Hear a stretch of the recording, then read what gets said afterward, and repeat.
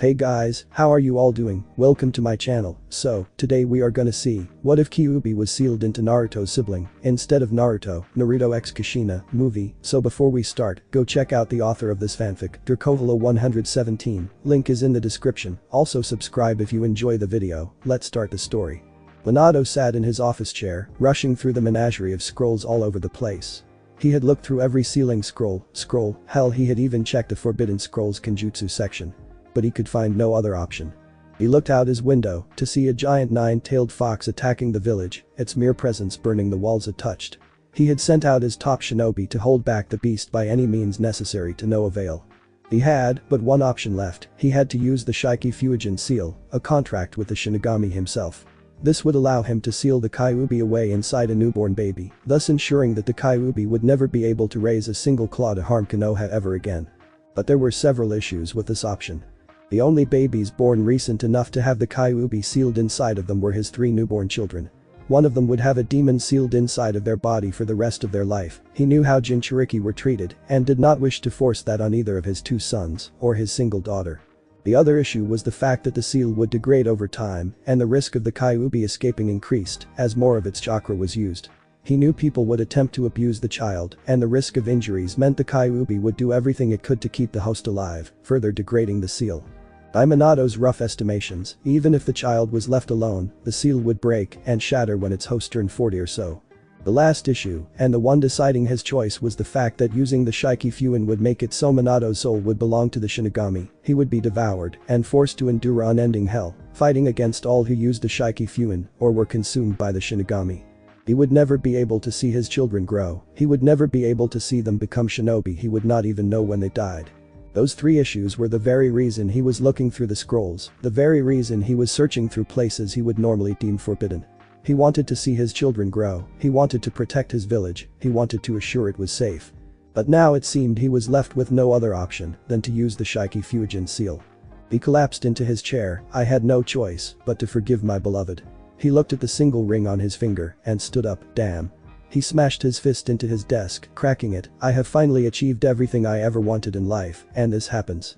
He looked out the window as the Kyuubi met the wall, but was pushed back by several large summons. He looked down at the shattered remains of his desk. I guess I better get going. He was about to go to the hospital and grab his firstborn when he noticed a piece of paper sticking out from inside the desk. He reached down and picked it up and looked at its contents. His eyes widened, a grin plastering his features as he practically giggled, yes oh Kami yes. He jumped in the air and danced around. The solution was perfect. He ran out the door, screaming thanks to Kami. A few minutes later, hospital. Minato barged into the room where his wife and his 3 newborn triplets were and found Jiraiya, Tsunade, and Sarutobi in the room. Jiraiya-sensei, Tsunade-san, here is Insama. Jiraiya nodded his head, Minato, you can't use the Shiki Fuijin, one of us will do the sealing. You are still young and have a family to take care of. Minato chuckled, don't worry Jiraiya-sensei. He pulled up the scroll and passed it to Jiraiya, I don't have to use the Shiki Fuijin. Jiraiya took the scroll and unfurled it. Satsunori Aiken, this was developed by the Shadame Hokage when he managed to translate a tablet in the possession of the Uchiha clan. The tablet tells of the history of the Bijuu and the Rakuto Sennin, as well as the use to split the original Jubi into the 9 Bijuu. I have nowhere near the amount of power the Rakuto Sennin does, so there is no way I will be able to perform such a, but I managed to create this mock-up. It will split a Bijuu from its power. The power can then be sealed away inside a common object or to create a pseudo-Jinchuriki. However, the raw power behind the Bijuu's chakra, without a strong enough host, will result in the sealed object to either release the chakra, forcing it to find a new host, or for it to convert the chosen host into a new Bijuu. To solve this problem, the Bijuu's power must be split equally between 2 infants, while the Bijuu's soul is banished from this plane of existence. However, the 2 individuals must be newborns, and they must not be more than 3 minutes apart from each other in age. If they are, the sealing will become unstable, and the Bijuu will use the bodies of the infants to reform itself. Jiraiya looked up at Minato. It's brilliant, you stop the Kyuubi once and for all, and you don't die. Minato sighed, yes, but if my children are more than 3 minutes apart in age, then Kyuubi will break free and reform itself. Tsunade stood up and smiled, well, lucky for us your 2 youngest children are no more than a minute apart. Your firstborn was born 5 minutes ago, so we can't use him. Minato sighed in relief, thank goodness. Minato walked over to the 3 cribs and looked inside.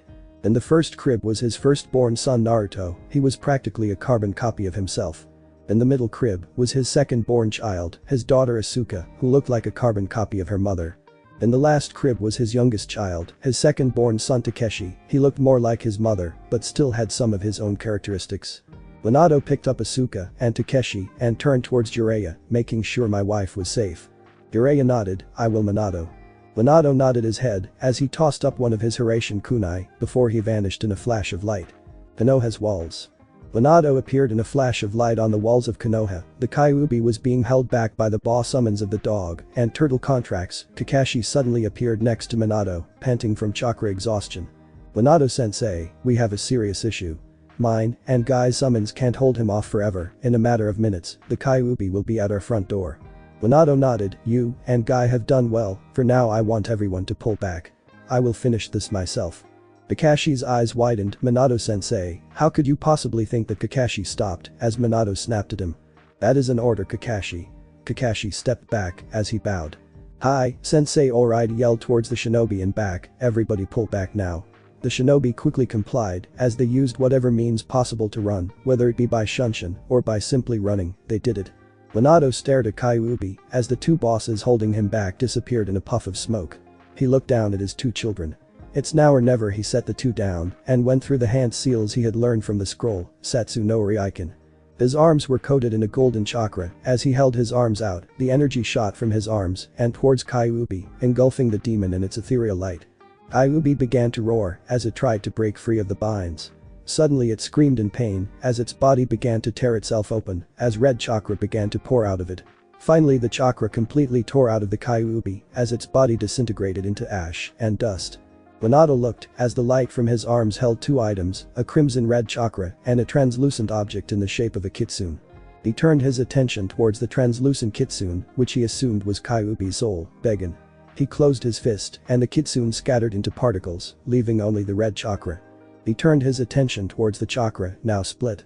He slammed his palms together into a snake sign and the chakra began to bubble and tear. The single bubble of chakra was slowly becoming two. Minato was sweating bullets as he tried to get the chakra completely equal, come on work. He used every last bit of energy he had left and focused it on splitting the chakra perfectly in two, work. The chakra split apart and formed into two orbs of red chakra equal in size, shape, and chakra. Minato Namikaze had done it. Minato smiled as he formed his hands into a rooster sign, Fuin. The chakra shot towards the two newborns and shot into their undeveloped chakra coils. The two winced and cried for a bit as the chakra adhered itself to their coils. Finally the chakra completely went inside of their bodies. The two infants glowed for a few moments before the glow receded, leaving the two infants sound asleep. Minato fell to his knees as he panted in exhaustion, he couldn't believe it, he just couldn't believe it. At long last, Kyuubi was gone for good and his children were the ones that helped him accomplish this. He picked up the two infants and smiled, my children, you two are the heroes today. Hospital, 10 minutes later. Minato appeared in the hospital room and sat his two children in their cribs and sat in a chair. Man, if there was ever a time where I was tired out, now would be that time. Jiraiya chuckled as he entered the room. Yeah, I wonder how you are going to relax after this. Especially with how clingy your wife is. Minato sighed as a light chuckle left his lips, yes, my darling can be quite clingy. But besides that, we succeeded and Kyuubi is no more. Jiraiya let out a breath of relief as he sat next to Minato. Good, we wouldn't want this to happen. He passed Minato a scroll. I found this inside the remains of the desk and read it. Minato took the paper and looked at it. It was signed by the Shadame Hokage. I tried to use the Satsu no Ryaiken to destroy the Hachibi, Yamata no Urachi, and the Sanbi, Isanade. But this only served to release them from the bonds they had and allowed them to forge new ones.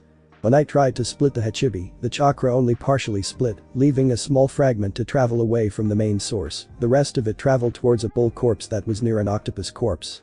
Somehow the chakra of the Hachibi forced the two creatures to merge into one and forced it to reform into a new Hachibi. I managed to use my Mokuton abilities to capture this one, but the other fragment traveled away on the wind. The destruction of Isanade was only partially successful. I managed to destroy the Isanade's soul, but somehow, part of the Isanade managed to survive and ended up floating down the river.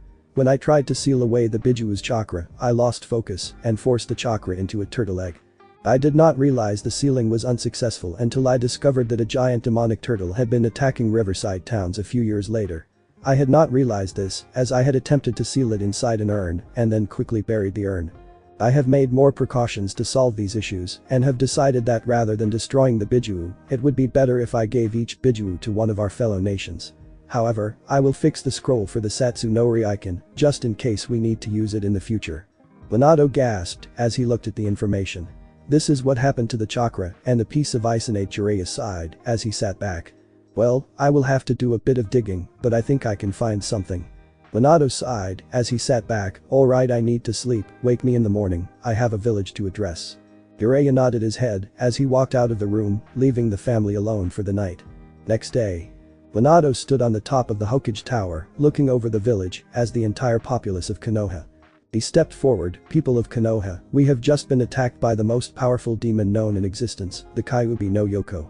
The populace shouted as the yondaime continued, we lost many shinobi, friends, family even, but I stand here before you to give you great news that will rock the foundations of the elemental countries. The entire population looked up at the yondaime, wondering what the news was. As of last night, the Kyuubi no Yoko was destroyed once and for all. The crowd was so shocked that they did not know how to respond. The yondaime had just said that Kyuubi was killed, but how? One civilian decided to say, Yondaime-sama, how is it possible that Kyuubi is dead? Minato looked at the civilian. I used a special created by Shadaime himself and split Kyuubi's soul away from his power. Its soul was banished to the netherworld and its power was split in two and sealed inside of my two youngest children. Minato held his arms out and shouted, hear me Konoha, for although I may be the one who defeated the Kyuubi, the one who stopped it from rampaging any further, it was my children who stopped the great demon, for if they had not been born, then the Kyuubi's chakra would have broken free and simply reformed itself into a new Bijuu. He shouted even louder, my children will leave a legacy that will shatter the very pillars of the elemental countries, my daughter, Asuka Namikaze, and Takeshi Namikaze. The crowd cried in roars of joy and approval, cheering for their new heroes. Minato smiled as he headed towards his office. After all, that mountain of paperwork wasn't going to do itself. Time skipped 3 weeks later. Minato sat at his desk. He had sent Jiraiya out to find information on the piece of Isinate and the Hachibi's chakra fragment. If there was any sort of risk to their village, he was going to do everything in his power to make sure he knew about it to avoid another attack like Kyuubi. Minato was about to stamp another document when there was knocking at the door. Enter the door opened to reveal Jiraiya walking in, looking extremely tired. Jiraiya-sensei, you're back. I didn't expect you back for another few months. Jiraiya grinned as he pulled out several scrolls. Seems my spy network already had a good portion of the information. From there I looked through some history texts and found the rest of the info. He reached into his pocket and pulled out a folder. That is what I managed to gather on the chakra fragment. Minato opened the folder and looked inside and found several drawings, paintings, and documents on a demon known as the Riibi no Manhiru. The Riibi no Manhiru, a leech demon that wears a no mask with the kanji for 0 on it. Its mere presence sends waves of fear into the hearts of all those who come near it. The demon has fed on the energy and life force of many villages. My own village was attacked by it, but for some reason, it only went after the most miserable people in our village, while the rest were spared. But, as the beast consumed more of the miserable individuals, it somehow grew stronger. Our weapons had absolutely no effect on it. We managed to capture the beast and locked it in a coffin made of chakra-eating stone. It seems to keep the beast in. We have managed to bury the beast in an ancient burial ground in the lands of Hai no Kuni. Minato stood and looked at Jiraiya. Did you manage to find the burial site? Jiraiya sighed as he reached into his pocket and pulled out a rusted headband. Yes, but this was all I found. Minato took it and found it was a sky ninja headband from the hidden land of Sora no Kuni. If the ninja of Sora no Kuni had the Riibi, it doesn't matter anymore as they are all dead now. He reached into his jacket and pulled out a second folder. As for Isinate, I managed to find this.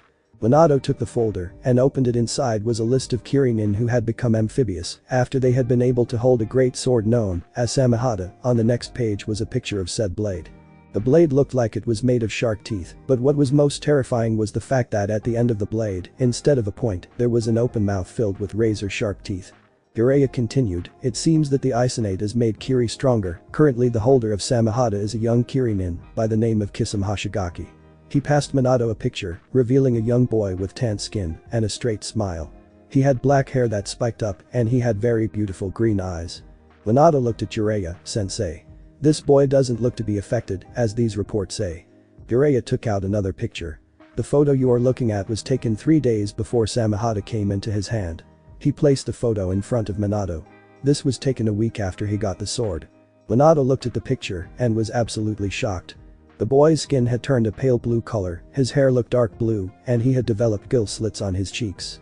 His teeth now looked like they belonged in a shark's mouth, and his eyes were no longer green, they were a pure white, with a carnivorous and hungry look in them. Jiraiya pointed to several other documents. Also, there were some reports of one or two of these swordsmen merging with a blade. Nobody managed to get a clear view, but a few people mentioned a large shark-like man washing away entire buildings with each step it took. Minato kept staring at the reports that if what Jiraiya said was true, then the other villages would be using these demons to make themselves stronger. Which put Konoha at a disadvantage. He folded his hands in front of his face. "Thank you for being dismissed." The Sannin bowed and walked out the door. "Oh," and Jiraiya the Sannin turned around. "Please have my wife come here soon." Jiraiya nodded as he headed out the door. Minato sat back in his chair, thinking about what he had just learned. Sora no Kuni was in possession of the Rivalry no Manhiru, for a time at least, and if what he heard from old stories is true, then they were the most formidable enemies Konoha had faced up to that point. Kiri also had the power of a Bijuu under their thumb, and could utilize it as a weapon far easier than they could a Jinchuriki. This put Konoha at a disadvantage. Not only did they not have a Jinchuriki, but they were also severely weakened from the Kyuubi attack. This left him one option to keep this village safe. There was knocking on the door. The door opened to reveal a woman with pale skin and long black hair. She had beautiful cyan-colored eyes, and she had an impressive figure. She was wearing a kimono that looked like it should be on a daimyo's wife. The woman smiled as she walked towards Minato. "Hello Minato-kun." Minato smiled as he stood and walked over to her. "Hello Suki-chan." Minato embraced the woman in a hug. "How are you doing, my beloved? Your cousin okay?" Suki nodded. "Yes Minato-kun, Inoichi is a tough guy. So why did you call me here?" Minato's face immediately turned serious. "Suki-chan, it involved the future of Konoha." Suki immediately looked at Minato as he began to explain the plan. Little did she know, or anybody know, that this plan would change the world forever. It was October 9th, 7 years after the Kyuubi attack. In that time the village had managed to rebuild itself, albeit it still had a lower shinobi population, but it had managed to work past that issue. In the past 7 years, Asuka and Takeshi had been treated as heroes for being the catalysts to Kyuubi's destruction. They could not walk out of the house without hearing offers of training, or having to run away from their fan club. Naruto, however, was a different story. For the last 7 years, Naruto had been walking in Asuka and Takeshi's shadow. Because of it, he was hard-pressed to gain acknowledgement, as Naruto Namek is not the older sibling of the village heroes or the son of the hero's father. It made it difficult for him to gain friends, especially since most people only wanted to be his friend for the chance to meet his young siblings. Along with that, he rarely was acknowledged by his parents. His father spent all of his spare time training Asuka and Takeshi to use Kyuubi's Yaki, and his mother was always checking to make sure they were okay from the training, or was with Minato as he trained them. Naruto would spend the majority of his time in one of the training fields far away from the Namikaze compound, not wanting his family to discover what he was doing. The last time he allowed them to find out what he was doing, he was forced to teach his siblings his very first personal experience. From then on, he refused to tell them how his training went, not like it mattered, they never asked anyways. Even when they did ask, he would say simple things like working on my chakra control or practicing my taijutsu on wooden dummies. Naruto was currently at training ground 17, practicing his taijutsu on a log. As Naruto struck the log, it looked like a well-choreographed dance. The movements flowed as he delivered strikes to several points on the dummy with deadly accuracy. He weaved around it and struck at different points as he spun around in well-timed maneuvers. He flipped back and sent 3 kicks at the top of the dummy before he landed on his feet. Naruto wore a simple set of hakama pants with a long-sleeve button-up shirt. It wasn't the best training clothes, but if he left the house wearing his training gear, then his family might get suspicious. Sighing, Naruto lowered himself and placed his hands in a snake seal as he began to gather chakra around him. Naruto's chakra began to surround him, licking the air around his form as he focused his chakra to his hands. His chakra began to leak from the cracks in between his fingers. He separated his hands from the snake seal and held them in front of him, his palms facing each other as chakra laced around his hand. The chakra from each palm then began to intertwine as it solidified and took a clear shape. Naruto stopped the chakra flow and let the resulting object fall to the ground. He fell on his knees and panted as he looked at the object he had created. It was a clear, warped object that slowly began to melt a piece of ice. Naruto cursed as he smashed his fist into the ice, shattering it. For the last 2 months he had been trying to create a solid piece of ice that would not melt so easily. Thus far he has only been able to do it once. Naruto had discovered that while there was a Hyoten bloodline, it was possible to replicate the bloodline's effects. The only issue with that was that it was damn near impossible to do it unless one used a precise amount of wind and water-natured chakra. Naruto was able to get the mixture pretty damn close, but he had not been able to get the ice to stay solid for more than a few seconds before it began to melt. He laid back as he looked at the sky. Damn, why the hell can't I get it? I have been training my chakra control for the past several weeks and I still can't get the right mixture. I can't ask my father for help, otherwise he will demand I teach this to those spoiled brats. Damn, he sighed as he sat back up crack and snapped his head around as he heard a twig break. He got up and looked as the bushes rustled. It must be some sort of small animal. He was about to run away when the creature came running out of the bushes. Naruto's eyes widened at what he saw before him. It was a red fox with grayish-colored eyes. It was about the size of an average fox, but what shocked Naruto was the two tails behind it and the crimson-slitted eyes. Yoko pulled out a kunai and held it in front of himself. He was about to throw it at Yoko when he saw the fox demon's condition. It was looking at him with eyes filled with fear. Its ears were flattened down and its tail tucked between its legs as it shivered as it looked at the blonde. Naruto curled an eyebrow. Why the hell is it afraid? He then looked at his kunai, then back at the Yoko kid. It was staring fearfully at the kunai. Naruto stepped out of his stance and looked closer at Yoko. He noticed some small gashes in his leg. It's injured, but by the looks of it it's healing, but not all that fast. Naruto slowly put the kunai away and got down to his knees. He gave the kid a gentle smile. Come here, I won't hurt you. The kid seemed to flinch back as it looked at Naruto. He looked down, then saw his kunai pouch. Deciding to take a gamble, he removed the pouch and gently set it aside. He looked back at the kid with a gentle smile. See, I have nothing to hurt you with, come here so I can look at your wounds. The kid looked at Naruto almost with a suspicious expression, but it slowly began to walk towards the blonde. It took gentle steps as Naruto encouraged it to walk towards him. Finally it was in front of Naruto, but it was still shaking like a leaf. Naruto ever so slowly extended his hand until his hand was behind the kid's ear. He gently began to scratch it, causing it to instantly perk up. Purr. Naruto chuckled lightly as he heard the kid purring into his hand, but he suddenly froze. That's the first time I have laughed in years. The kitten rubbed its head into Naruto's hand, purring as it did so. Naruto couldn't help but smile at the kid. Maybe I could keep it, not that it would be a bad thing. It would provide me with some company in that house. He mentally frowned as he thought back to his family. But a chuckle came back to his lips. Who knows, I might even become the first person to ever have a Yoko as a. That would show those two shitheads. He thought back to his two younger siblings. DRRRNNNN. Naruto looked at the kid as it seemed to sheepishly look away as its stomach growled again. Naruto chuckled as he pet the kid's head. Stay here, I will be right back with some food and I can properly fix up that wound. He looked back to where the injury was to find it was completely healed. Okay, I'll just go grab some food. How does that sound? The kid yipped happily as it wagged its tails. Naruto gave it another stroke on the back before he grabbed his kunai pouch and walked into the forest. 30 minutes later, he walked back into the clearing to find the kid laying down, taking a short nap. But, as he stepped into the clearing, it opened its eyes and yawned, revealing its teeth.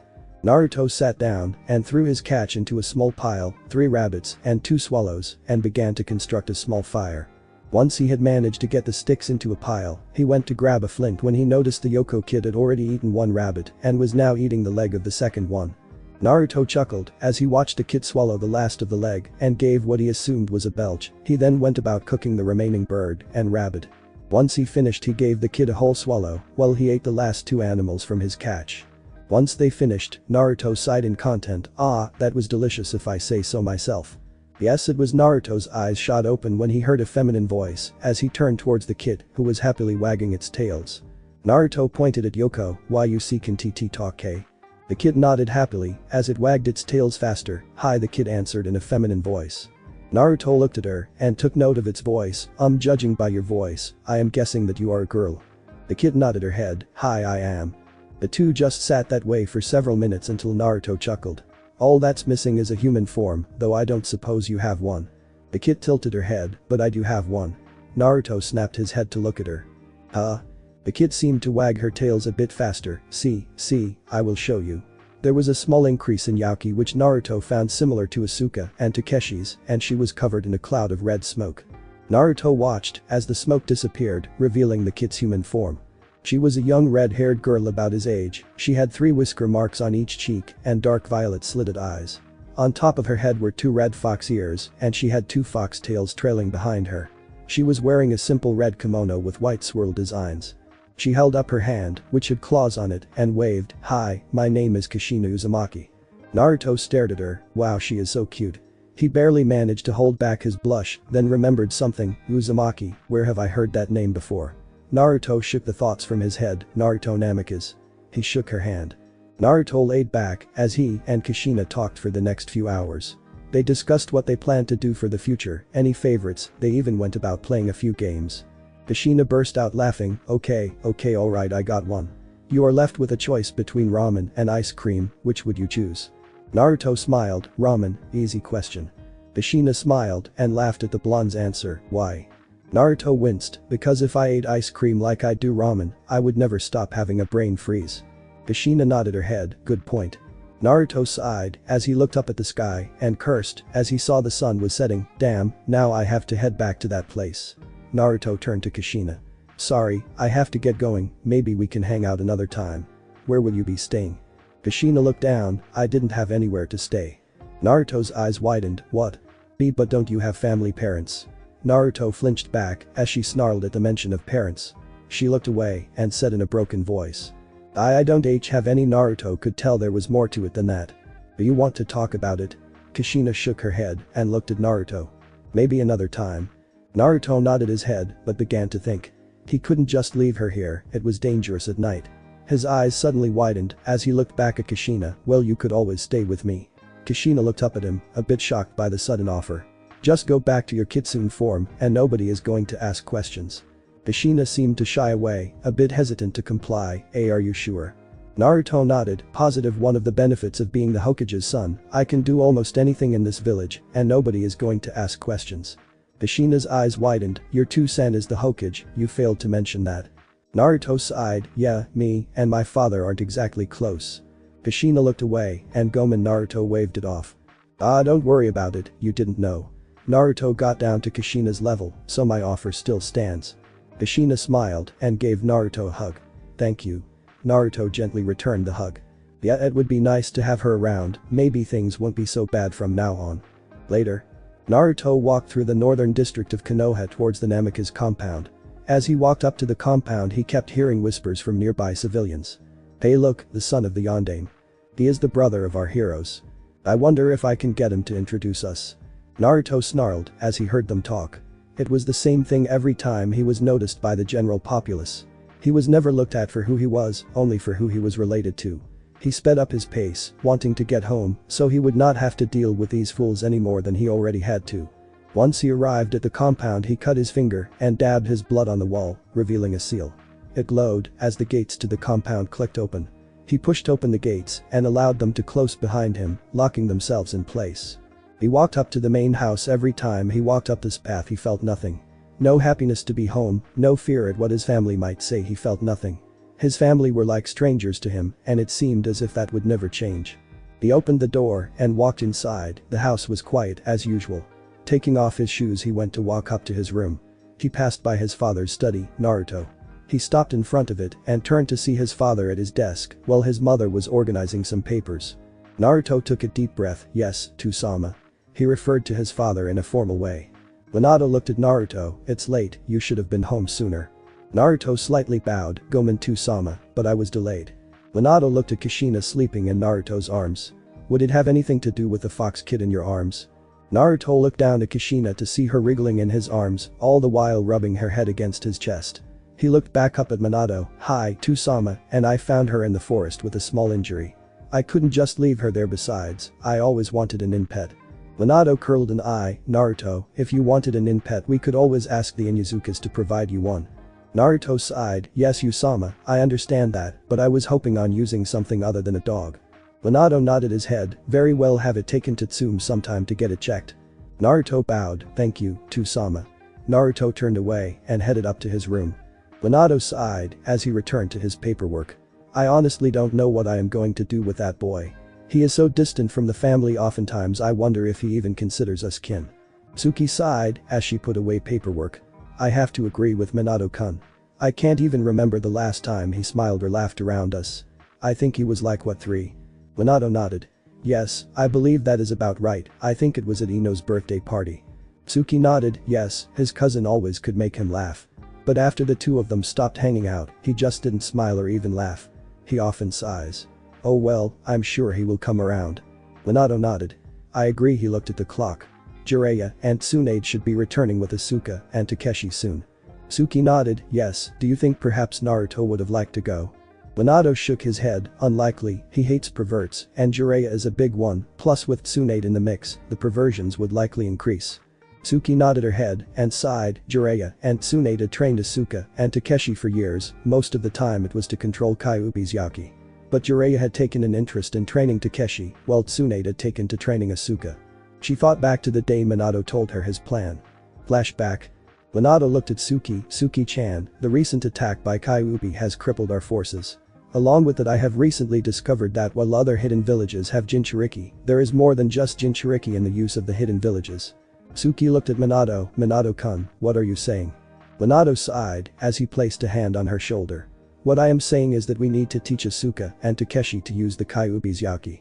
Suki's eyes widened, but Minato-kun, what if they are injured during the training? Minato held her hand in a reassuring grip. Kyuubi's Yaki will heal them from all injuries. He wrapped his arm around her shoulder and gave her a reassuring hug, Suki-chan.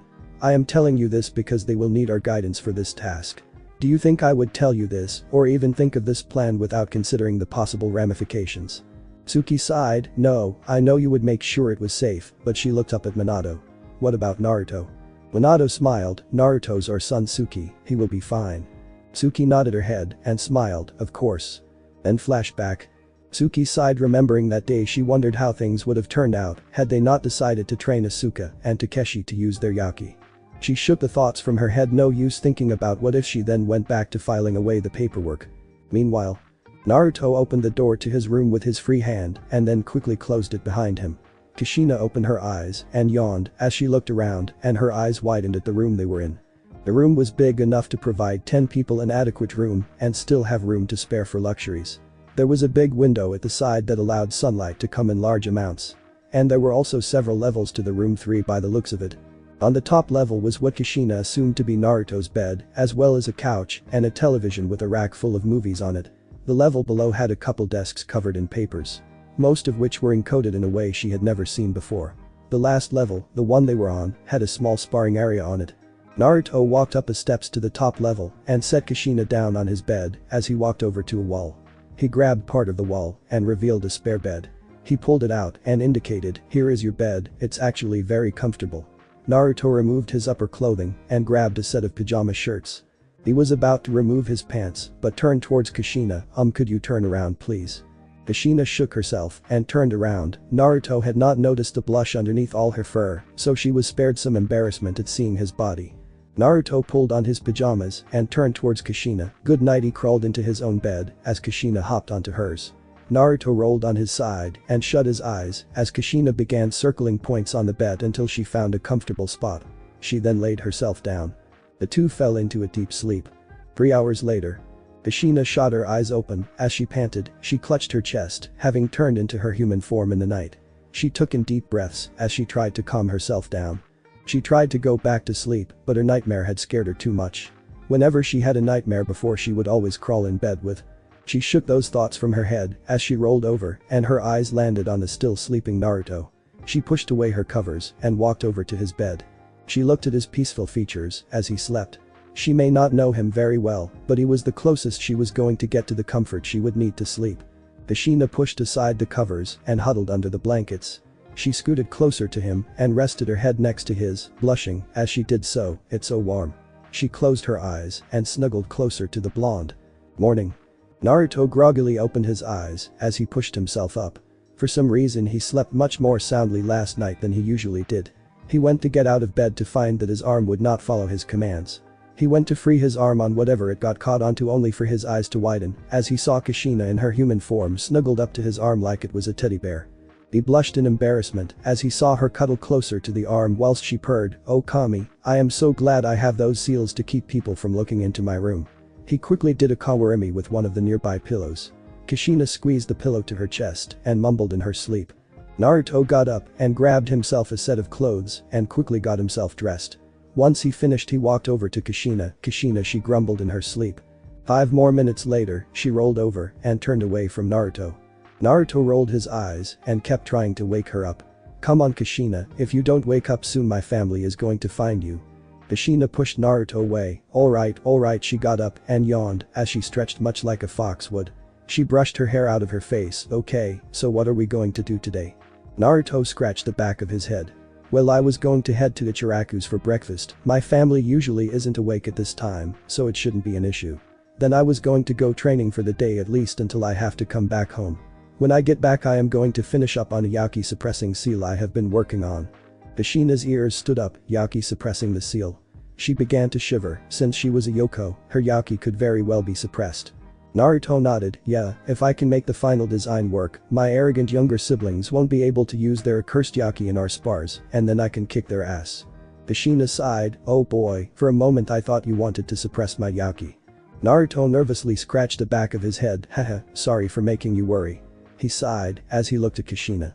Come on, let's get out of here. Kashina quickly transformed into her fox form and leapt into Naruto's arms. He went down to the door and pulled it open. He quickly shut it behind him and headed down the stairs. He passed by the dining room. Naruto, where are you going? Naruto snapped around to see Minato behind him. Do-sama, you're up already? Minato snorted. Honestly Naruto, I am Hokage, I have to get up early. You still didn't answer my question, where are you going?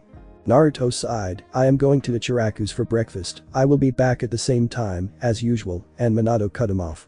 No, you aren't, we have food here. Besides, it's unseemly for the son of the yondaime to eat breakfast at a ramen stand. Minato beckoned Naruto to follow him. Come, you can eat when we get to the sparring ground. Naruto's head fell, sparring ground just perfect. He followed after Minato with a glum expression. Kashina seemed to notice this and whined to get Naruto's attention. It proved unsuccessful. Minato opened the doors to the training grounds outside and stepped aside as Naruto walked through.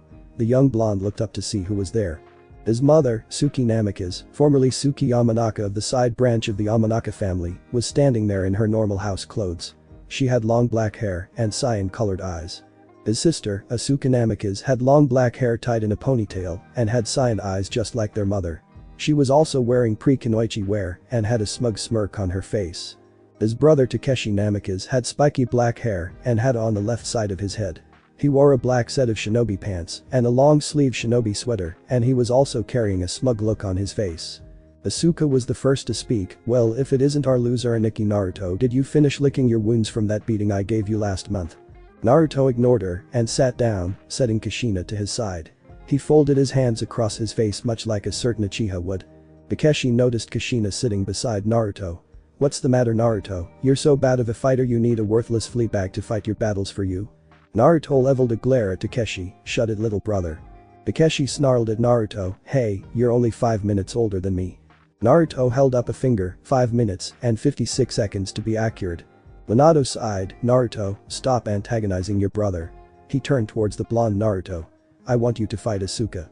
I will tell you when the two of you can stop fighting, no lethal force is allowed. Naruto stood up and walked into the ring as his sister stood across from him. Asuka grinned at Naruto, ready to lose Aniki. Naruto just lowered himself into the taijutsu stance he had been taught, just attack me. Minato nodded, Hajime. Asuka quickly charged at Naruto and pulled her fist back, eat this. Naruto quickly sidestepped her and struck her in the side. She went tumbling as she quickly righted herself. Asuka pulled her fist back, then smashed it into the ground, sending a crack through the ground. Naruto stumbles a bit, giving Asuka the chance to kick him in the chest. The wind was briefly knocked out of him, but before Asuka could add another blow, he swept her legs out from underneath her, sending her hurtling into the ground. Minato stops the fight. Alright, that's enough. Takeshi, you're up Asuka, you're finished for now. Asuka glared at Naruto as she walked out of the ring. Takeshi walked into the ring with a smug expression on his face. You just got lucky Aniki, me and Asuka could kick your butt any day of the week. Naruto rolled his eyes. Can we get this over with? I have places to be. Minato sighed. Hajime. Takeshi quickly ran at Naruto. Naruto blocked his strike and kicked at him. Takeshi blocked the kick and swung Naruto to the edge of the arena. Naruto quickly got up and avoided Takeshi's foot before it slammed into him. Naruto slid forward and sent his kick at Takeshi's head. He jumped back and ended up tripping over his own 2 feet. Naruto flipped up as Takeshi brushed himself off. Minato nodded, alright Asuka, Takeshi, Naruto, all three of you will compete in a three-way fight. Takeshi and Asuka grinned as they looked at Naruto. Naruto simply groaned. Off to the side Kashina whined as she saw the trouble Naruto was in. Asuka and Takeshi both set their sights on Naruto. Minato raised his hand, Hajime Asuka, and Takeshi quickly ran at Naruto and threw several strikes at him. Naruto proceeded to block each one, but winced as the kicks were a bit stronger than usual. For some reason, if Asuka and Takeshi fought together, their strikes were much stronger than normal. Naruto guessed it was because they both contained part of Kyuubi's Yaki. Tsuki bit her nails as she watched how brutally Asuka and Takeshi were attacking Naruto. She knew that they needed to do this so they would be able to defend Konoha, but did they have to be so rough on their brother? Naruto sent his own strike out at Takeshi, who quickly flipped back and kicked Naruto. As Naruto fell back, Asuka slipped behind him and delivered her own kick towards him. Naruto fell forward and sent a kick at Asuka, grazing her arm. She leapt back as she held her arm, which began to smoke as the wound closed up. Takeshi ran over to Asuka and readied himself. Asuka stood up, alright, time to take this up a notch. Asuka's eyes turned red and her nails sharpened as they extended. Takeshi also had a similar transformation as they both looked at Naruto. In an instant Takashi and Asuka struck him down, leaving him in the dirt. Minato nodded towards his two youngest, Asuka, Takeshi. You are able to control Kyuubi's Yaki more easily than before. Asuka and Takeshi bowed. Thank you, Two-san. Naruto pushed himself up and brushed off the dirt. He looked at his injuries to find a few scrapes, but the bruises would take a bit of time to heal. He walked over to Kashina, who was whining from seeing his injuries, and picked her up. He quickly did a bow, I will come back home later, Two-sama. And walked out of the training ground. Later. Naruto was walking up to Ichiraku's ramen stand, having not eaten all day. He was seriously pissed off that Minato had put him through that shit without even allowing him to eat anything. Standing next to him was Kashina, who had used a basic hinge to hide her tails and ears. She was looking sadly at the blonde, who had been so cruelly treated by his family. Without warning, Kashina wrapped Naruto in a hug and gave him a light peck on the cheek. Naruto blushed as he turned to look at Kashina, who smiled at him. His mood immediately brightened as he beckoned her to follow him as they sprinted to the ramen stand. In the middle of a dark forest of dead trees, a great fortress of black stone towered over them. It looked like it was built from the foundations of the demon realm itself. The towers were high and cast a great shadow over the forest. The walls were too thick to be broken by any, not even a strike from Tsunade herself would break through. The walls were being patrolled by large humanoids wearing black armor and crimson red eyes glowing from the eyeholes as they carried around great weapons in their hands. In the center of the fortress, a great citadel with spikes jutting out of it and was over 500 feet high. The citadel looked like it was made of a single piece of black earth from the very depths of the demon realm, carved in the shape it was. There were several windows going up the tower's length, but there was but a single window at the very top of the great spire where a clearly visible room was viewed. He walked out of the room and began to walk down a set of stairs.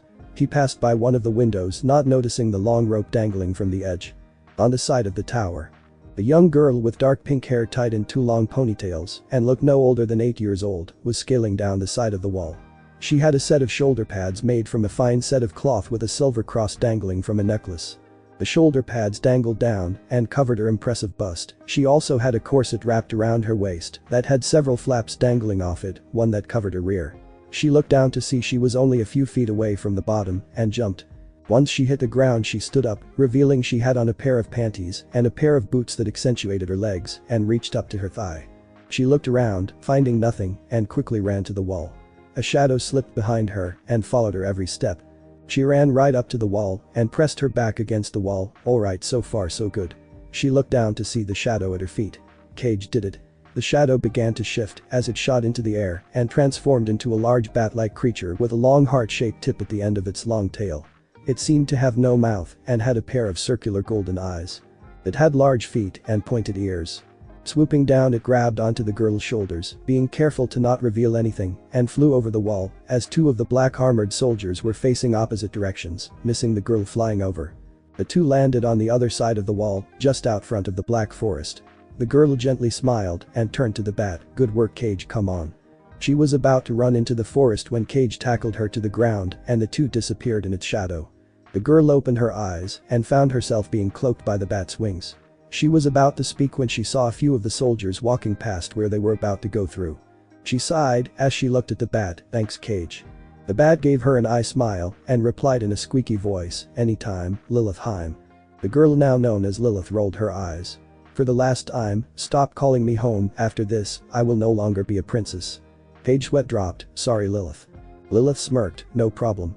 She turned back to where the guards were to find they had passed. This girl was trying to escape this god-awful place, even though this was the place she had grown up in. She was not a prisoner, but she might as well have been. Her father was the most powerful lord in the sector of the demon realm. He was a transcendent berserker, a powerful one at that. There were few who would dare to stand against him, even some of the lower-ranking Biju were wary of him, only the Nanabi and above would laugh in his face without fear of his retaliation. Her mother was a succubus, a powerful one, as well. She was stronger than any of the other succubi, in fact, only the succubi queen would be capable of defeating her. But she was nowhere near as strong as her father. The two had fallen in love and had claimed each other as their mates, and after 100 years of their marriage, they finally conceived a child, but the result displeased her father. Her father had wanted a son as his heir, not a daughter, and had been extremely cruel to her because of it, a rare occurrence in the demon realm, as children were a commodity. It was an unspoken law of the demon realm, children, no matter whose, whether it be one's own or another's, they were to be treasured for all time, but because of her father's power, nobody dared to oppose him. And any demons that could oppose his strength were out of their jurisdiction, as they ruled other lands, and did not wish to risk a war. Her mother was no better, all she really cared about was fucking Lilith's father. Over the years, she was ridiculed and belittled by her father, and when she finally came of age to be trained, she was given impossible tasks that she doubted even he would have been able to accomplish at her age. He succeeded in getting a son the second time, and had trained him to be as strong as he could be without belittling him in any way. A week ago, her father had come to her room and told her that she would be removed from the position as his heir and would be married off to one of the princes of the other domains. This made her pale, as all the other princes were extremely unpleasant, having met them at her father's dinner parties. They were also much older than her, at least by 6 years. They also did not care about the bonds of mates and lovers and would gladly cheat on their lover at a moment's notice. She knew that once they heard that she was the daughter of a transcendent berserker and an elite succubus, they would be after her body like wolves to a fresh kill. She knew that with her succubus blood, she would come to love sex, but she also had transcendent berserker blood in her, which meant she would only allow her mate and chosen lover to do anything to her body, and there was not a damn thing that would make her say otherwise, not her father, not her mother, not even one of the highest-ranking Biju. Her body would belong to her chosen mate, anyone else would be ripped to shreds before they would have a chance to blink. She was quite the looker, and one day would surpass even her mother's beauty. She was already hailed as the most beautiful princess in all the lands and had already been asked to marry several men, and even some women who preferred their own sex came up to her, but she refused to become a political tool just because she was born a girl. It did not mean her father could do whatever he pleased to her. Lilith tore through the trees with all haste as Cage used his shadow powers to keep her hidden as she headed to the great structure before her. She stopped and hid behind a bush and looked before her. It was a massive stone structure that was about 5 stories tall and was covered in demonic runes. It sat atop an altar and was guarded by 2 of her father's most trusted soldiers. The 2 looked around, making sure none made it to the structure. The structure was an ancient gateway, only 5 existed after the Great Purge that overthrew the regimes that ruled the demon realm. It was Lilith's only way out of the demon realm. Using Cage's shadow manipulating abilities, she slinked up to the gate. She grabbed a nearby stone and tossed it into the woods, drawing the attention of the guards. They ran into the forest to see what it was, allowing Lilith and Cage to pass through the gates, with the 2 guards none the wiser of her escape. In Konoha, Naruto was lying on his couch as he was tweaking his newly developed Yaki suppressor seal. With Kashina's help, he has finally managed to create a final product that worked exceedingly well. During his spar with his siblings, he had tested it out and had completely wiped the floor with them. But after kicking their asses several times using the seals, they had whined to their father for him not to use them during their spars, saying that it was an unfair advantage. Minato had agreed, saying that Naruto should use his natural skills to defeat his siblings, not some flashy seals. Naruto had been incredibly angry with that decision. Why the hell couldn't he use his own seals, which he had spent the last year perfecting, especially when they were allowed to use Kyuubi's Yaki? It just wasn't fair. In the last year since Naruto and Kashina had met, they had learned a lot about each other, but Kashina still did not wish to talk about her parents. Apparently it was a very sore subject if a year's worth of trust was not enough for her to tell him. Kashina was lying on Naruto's bed, reading a few books Naruto had in his library. In the year she has lived with Naruto, she has learned quite a lot. She even invented her own taijutsu style based off of movements she watched from the Inuzuka and Hyuga clans. Naruto had also managed to get his ice element in check. He could now form a solid piece of ice that would not melt unless it was left in direct sunlight for several hours. He also learned he had an affinity for the lightning element, and he has already started on recreating storm chakra. Naruto sighed as he turned to Kashina. So how have you been coming along with that elemental application to your taijutsu? Kashina sighed as she rolled over and looked at the blonde. It's been going okay, but it is difficult to focus properly, especially since my two elements don't really work well together. They had discovered that Kashina had an affinity for Suiton and Kaiten-style ninjutsu. Were plentiful in Konoha, but Suiton were not. They had about 15 Suiton in the shinobi section of the library and about 47 Kaiten. The problem was getting into the shinobi section. Along with that, whenever she tried to draw on one, the other would interfere, making it difficult to focus on it. They would be allowed in the shinobi section once they became genin, but they had not even entered the academy yet. Naruto sighed and sat up. Come on, let's go to one of the training grounds and spar. Kashina was about to get up. But suddenly a flash of light flooded the room and a girl appeared in the middle of the training area of Naruto's room with a large bat-like creature following. Naruto stared in shock. What the hell? The girl stood up and staggered. Ow, if I knew it was going to hurt that much when I landed, I would have brought some pads. Ouch. She looked up and her eyes widened as she saw two people in front of her. Naruto examined her features. Her nails were sharp and she had a strong yet lovely figure, and the bat at her side was clearly demonic. Then there was the matter of how she got in here. Neither his father nor Jiraiya were able to get past his security seal network, and somehow this girl had gotten past. Not only that, but her aura felt demonic. You're not human, are you? The girl's eyes widened a bit as she nodded her head. She quickly narrowed her eyes as she got into a fighting stance while her pet let its hair spike up on end. Yeah, and what could you possibly do about it? Naruto placed his hands in a ram seal, and suddenly the room was lit up with a greenish glow as hundreds of seals were revealed covering the room. The girl fell to the ground and began to pant, as did the bat beside her. She looked up and froze at the cold look in Naruto's eyes. Naruto kept up his gaze as he spoke. This entire room is filled with Yaki suppressor seals. Currently I have them at 25% setting, but I can easily set them to 100% and drain you of all your power, making you an easy kill. The girl looked up and noticed the two foxtails behind Kashina, a Yoko. She turned towards Naruto, but how was she standing? She is Yoko. Naruto pointed at Kashina. My friend here has several counter seals on her body, making my seal's effects useless on her. You, however, are not so lucky. The girl shivered in fear as she looked into Naruto's eyes. They were the emptiest, most soulless eyes she had ever seen. She had never been this scared before from a mere gaze. Not even her father's gaze could scare her this badly, and that was saying a lot, especially since she was the target of many freezing glacial glares from her father. But somehow this human had made her father's glare look mediocre. Kashina edged away from Naruto.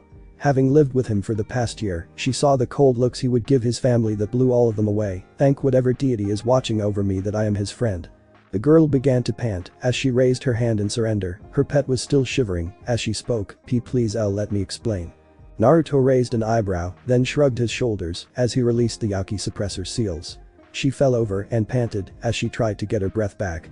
After they allowed her to get her breath, they sat on the sofas in the room while the large bat perched itself on one of the headboards. The girl slightly bowed her head. Sorry for intruding, but I didn't really have anywhere else to go. My name is Lilith Hellscream. Kashina smiled. So, how about you tell us about yourself, Lilith? Lilith bit her lower lip and shifted in her seat. Were you sure you want to hear about it? Naruto nodded. Of course, why wouldn't we? Lilith sighed. Alright. Half an hour later. Lilith had told Naruto and Kashina everything up to the point of her coming to the human realm to escape the fate of being married off to some perverted prince. Kashina gave Lilith a sad expression, while Naruto looked in her eyes for any kind of deceit. He found none. He sighed. Well, I guess it wasn't your fault, but why did you come to this spot of all places? Lilith blushed in embarrassment. Well, I have never been to the human world, and I had no idea how the gate worked, so I just went where the gate took me. Ha ha ha ha. She laughed, whilst she had a light bead of sweat coming off her head. Naruto's eye twitched. You mean you came to unknown territory without a single idea on what you were going to do once you got here? Lilith blushed in embarrassment as she turned away. Pretty much, ha ha ha ha. Naruto sighed in annoyance while Kashina spoke up. Maybe you could stay here for a while. Would that be okay with Naruto? Lilith started waving her hands in front of her. Oh no, I wouldn't want to intrude. Kashina leveled a stern look at Lilith. Do you have somebody in this realm that can help you? Lilith opened her mouth to speak, then deflated as she shook her head. The two girls looked at Naruto to see him shrug his shoulders. Why not? I don't see a problem with it. Besides, he gave them a smile, causing their hearts to skip a beat and a light blush to tinge their cheeks. Kashina and I could use the company. Lilith smiled as she bowed, thank you very much, but she looked up, don't you have parents, what about their opinion? Naruto sighed as he grabbed his scalp, I don't really think they are going to care. Lilith gave him a curious look, okay, but what are you going to tell them? Naruto shrugged his shoulders. I'll figure it out when I get there. It shouldn't be too hard to come up with something. Naruto stood up and went to walk out the door. Kashina quickly turned into her Yoko form and hopped on his shoulders. Lilith followed behind her with her bat melding into a tattoo on her back. Naruto walked down the stairs and heard laughing. He looked over the edge to see his father and his two siblings talking, as if there wasn't a care in the world. His father waved them goodbye as they walked towards the stairs as he entered his office. As Asuka and Takeshi walked up the steps, they noticed Naruto, well looky here Asuka, it's the weakling. Asuka grinned, yeah, so how is the weakling today, still upset over getting your ass kicked again? Naruto merely turned away and began to walk down the stairs as he passed by the two of them. Lilith waited behind the corner and watched. Man, and I thought my brother was bad. Takeshi snarled at Naruto and grabbed his shoulder. Hey, we were speaking to you. Asuka put in her own 2 cents. Yeah, learn to respect your betters. Naruto snapped his head at them and released a monstrous aura that made the room's temperature drop several degrees.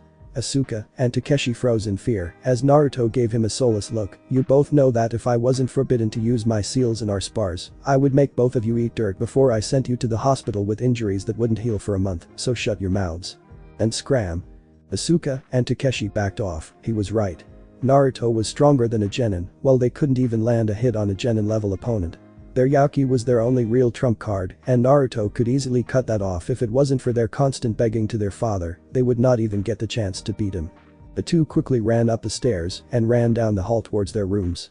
Lilith walked down the stairs and turned towards Naruto, who the hell were those two? Kashina spoke up, his siblings are arrogant aren't they?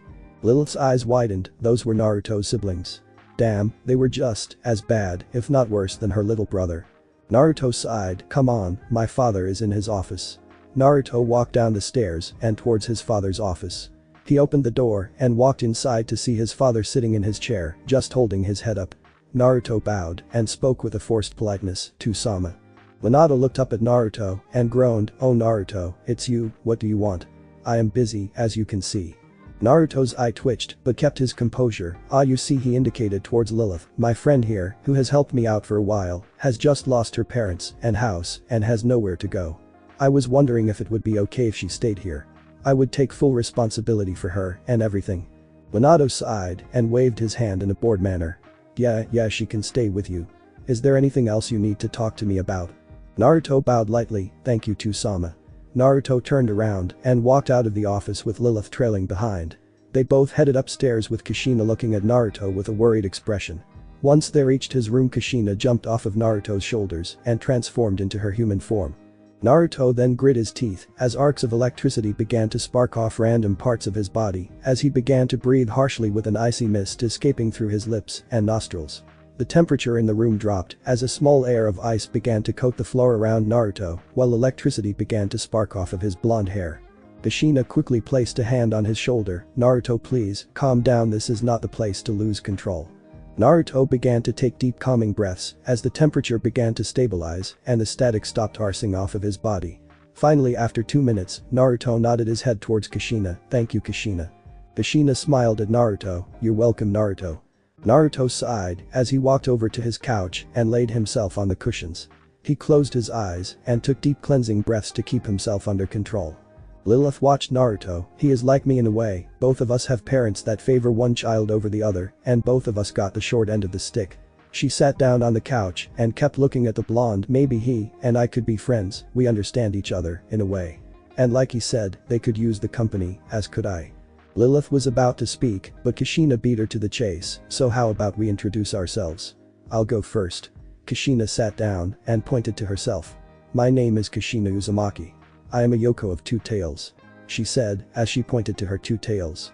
I like salt ramen, fire, water, and I dislike arrogant bigots and people who judge only on appearance. My goals I will tell you when I get to that point. Lilith smiled, nice to meet you Kashina, should I go next? Naruto shook his head as he sat himself up, no you are a guest and it would be rude of us to make you go next. My name is Naruto Namikaze, I am a human, I like ramen, red bean soup, gardening, and training. I dislike arrogant bastards, and those who neglect others out of favoritism. My goals for the future are still working on that one. Lilith nodded her head, okay, I guess it's my turn. My name is Lilith Hellscream, I like bats, music, and meat cooked well done, but I am not necessarily a picky eater. I dislike my bastard father, slut mother, and arrogant little brother. My dream is to find the perfect mate and bear his children. Naruto and Kashina looked at Lilith. Wow, you already have your dream set up impressively. Lilith blushed at the praise, thank you Naruto. Naruto shrugged his shoulders, no problem alright. Then Naruto got up from the couch, I am going to go train, you two are free to join me if you like. Kashina immediately stood up, wait for me Naruto. Lilith watched as the two walked towards the training area of the room. She didn't really have much else to do, why not? She stood up, hold on, I'm coming too. Lilith ran over to the two as she smiled to herself, this is definitely going to be nice.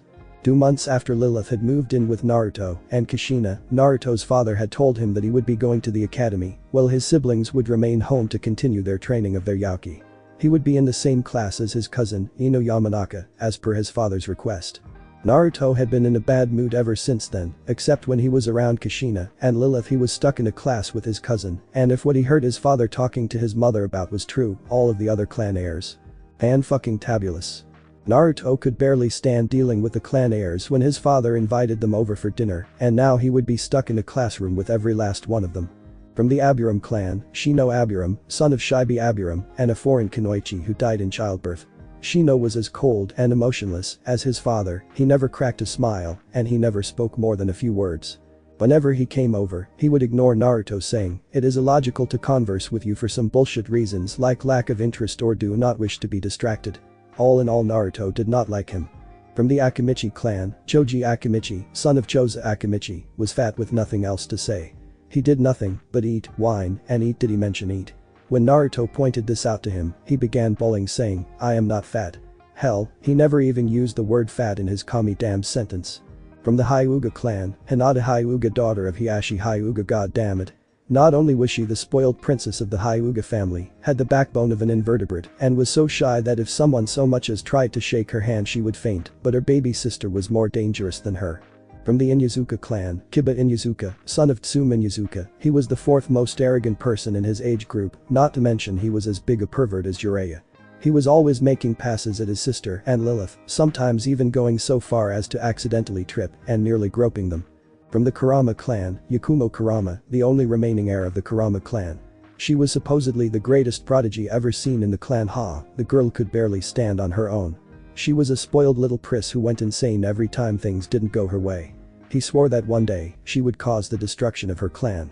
From the Nara clan was Shikamaru Nara, son of Shikaku Nara and Yoshino Nara. He was lazier than his father was.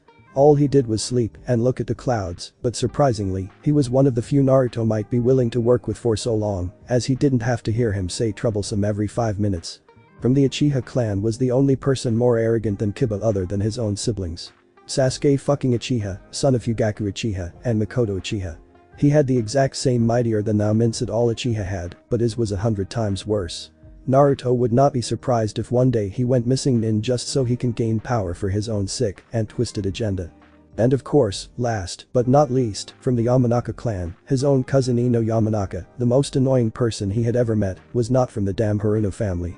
Oh, how he wanted to grind her throat into dust, then throw her severed head in a lake. And now, he was stuck in the same classroom as all of them per fucking fecht. Well, at least Naruto was allowed to bring Kashina with him, though she had to remain in her Yoko form at all times.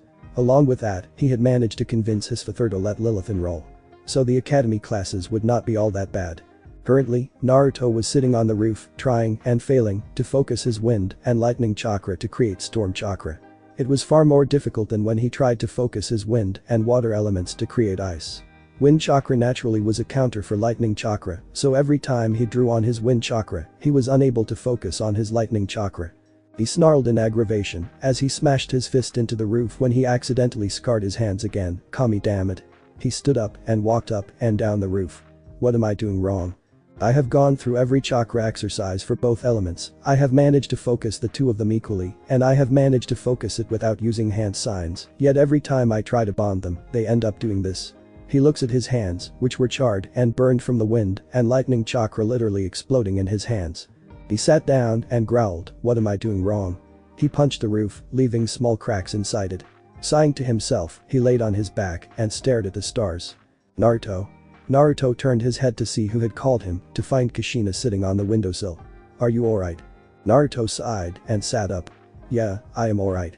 He turned towards Kashina and flinched back at the look she was giving him. She was staring at him intently with a look a mother would give a child who she knew had lied to her. "Naruto, you and I both know you are not alright, so don't lie to me." She smirked. "Or do you want to help me train in my fire element again?" Naruto shivered at the mention of training in Kashina's fire element. It was more like dodging fireballs twice the size a Genin Uchiha could make. He could still feel the burn she left on his ass from their last fireball training 3 months ago. Naruto sighed and looked back up. "You know me too well, Kashina." Kashina giggled and hoisted herself up onto the roof. "If I didn't know you very well, then I wouldn't be a very good friend, now would I?" Naruto looked at her. "If that's true, then I must be a terrible friend, as I still know very little about you. Hell, you won't even tell me a single detail about your past." He had to dodge a small blue ball of fire before it collided with his face. Kashina was baring her fangs, and the hair on her tails was on end, and blue fire was coating her hands and forearms, and my answer remains, I am not talking about it. She flicked her wrist, putting out the fire, as she sat down. Naruto looked at Kashina. "You know, one of these days, you are going to have to tell somebody." Kashina sighed and pulled her legs into herself. "I pray that I never have to." Naruto remained silent as he rolled onto his back, closing his eyes. Midnight. Naruto and Kashina had both fallen asleep on the roof, having been lulled to sleep by the flowing winds across the village. They slept on the roof peacefully, well, almost peacefully.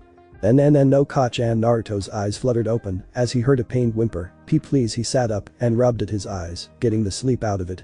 He looked to his side to see Kashina thrashing about in her sleep, her face in a pained expression on her face. "Kashina." He scooted over and looked at her as she continued to whimper. Kashina sobbed lightly, and "No, please, Tusan." She began to thrash about in her sleep, gripping her hair and letting a few choked sobs out. Naruto grabbed her shoulders. Kashina, wake up," he shouted as he began to rapidly shake her.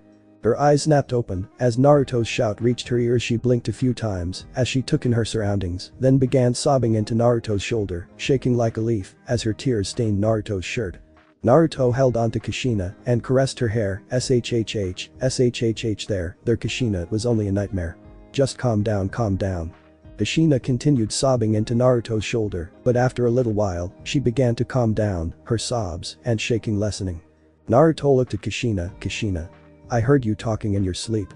Kashina flinched as Naruto continued. "I know that whatever your nightmare was about, it involved your family.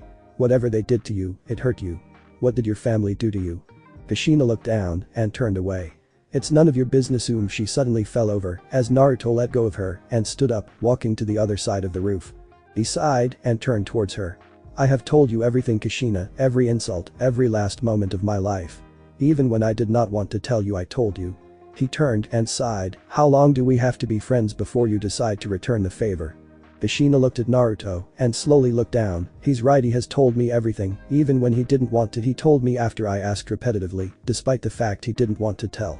She sighed. "We have been friends for a long time, and I still haven't told him anything."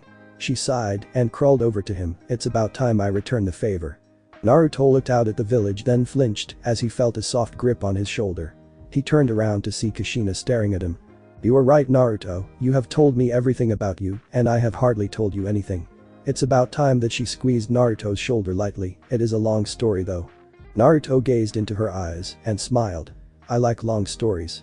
Kashina nodded her head and sat down. "Well, I should probably start at the beginning." She took in a deep breath and sighed. "My home village is a small town located just outside the capital of Yuzu Kuni. My family was one of the 5 noble houses of Yuzu Kuni's royalty.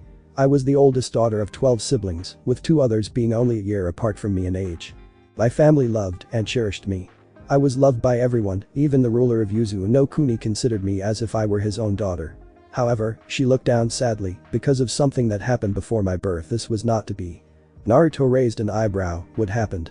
Kashina narrowed her eyes and snarled, "Kyuubi." Naruto's eyes slightly widened. "Kyuubi, you mean the Kyuubi no Yoko?" Kashina nodded her head.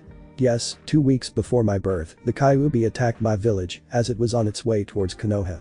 Its chakra seeped out like runoff from a waterfall, its carnage killing all it came across. As it released its foul chakra, it entered the hospital where my mother was placed for the final stages of her pregnancy with me. Every single person in the hospital, save for my mother, died. When I was born, I was considered a miracle child, as I was the only newborn to have survived the Kyuubi's wrath. The village practically worshipped me until she grew silent, as tears began to brim from her eyes. Naruto looked at her worriedly, until what? Kashina let out a choked sob. 3 weeks before I came here to Konoha, the truth of my survival came forth. Flashback. Kashina was laughing as she chased after her younger brother, who was holding a large orange ball in his arms. She suddenly tripped and tumbled over her own 2 feet, slamming into her other siblings. Off to the side, her mother, holding her newborn baby sister, was smiling as she nursed her newborn daughter whilst watching her other children. Kashina was laughing as she wrestled with her little sisters, who were climbing over her, then suddenly her eyes snapped open and she let out a scream of pain. Ugh. She clutched her head and her rear as she felt massive amounts of pain course through her body. The door to her home slammed open as her father came running out, hearing the scream. He looked to where he heard the scream coming from to see Kashina lying on the ground, clutching her body. Kashina. Her mother had already run down and was now looking over her. From the house, several nobles came running out and flocked around Kashina's prone form. Her father picked her up and ran out of the family grounds, heading straight towards the hospital. Nobody noticed that her canines were slightly elongated. Later, Kashina groggily opened her eyes, the lids fluttering open as her eyes slowly began to adjust to the light. She groaned loudly as she sat up, rubbing at her eyes. She opened them up, taking in her surroundings. She was in a hospital room with several machines hooked up to her. She looked at her arm to see that she had an IV needle inside of her arm, which was hooked up to a pack of nutrients. She fed and grabbed the needle in her arm, ripping it out. Tie. She clutched the area where the needle had been ripped out and slid off the bed. She stumbled for a moment before she grabbed the edge of the bed. Ouch, what happened to me? Kashina shook her head as she felt drowsy. Her legs shook violently as she finally gave out to her own weight. Creak. The door to her room opened and a doctor walked inside. Alright, I should probably take the needle out of Kashina. What in the name of Kami are you doing? The doctor ran over to Kashina and picked her up. You just had a very painful experience, you need to rest. Kashina pouted and crossed her arms as she was set back on the bed, but I feel fine. The doctor gave her "Are you kidding me look, you were just on the ground shaking violently, I don't think that qualifies as fine." He pulled the blankets over her and smiled. "Kashina, this experience must have been incredibly painful for you, but I think that the outcome is worth it." Kashina raised an eyebrow. "What do you mean?" The doctor smiled. "Let's wait until your parents get here before we explain anything." As if Kami herself was watching, the doors to her room were slammed open and Kashina's parents, along with some of her siblings, came pouring in. "Oh Kami, Kashina, are you alright?" Her mother grasped her face and started looking her over. "Are you hungry? Are the doctors treating you kindly?" Kashina blushed as her siblings started giggling at her predicament. "Ka-chan, you're embarrassing me." She gave her mother a look that reminded her of a kicked puppy and she quickly let go. Once everyone had asked Kashina if she was alright, the doctor asked the younger siblings to leave the room. Once the door was closed, he turned to them with a serious expression. "Now, I am sure you are all wondering what happened to Kashina to cause this predicament." Kashina and her parents nodded their heads. "Well, to be honest, I am not entirely sure myself. But what we have been able to deduce is that her chakra coils have expanded far past what is considered normal for her age, as well as her muscles and tendons have become altered in a way." Kashina's father stepped up. "What do you mean, sir?" The doctor sighed and handed them a chart. "Her daughter's chakra coils are twice the size of an academy student's, her muscles are firmer and far more flexible, and her tendons allow her a more varied array of movement." He smiled. "I am not sure, but this could be the first stages of a new bloodline developing."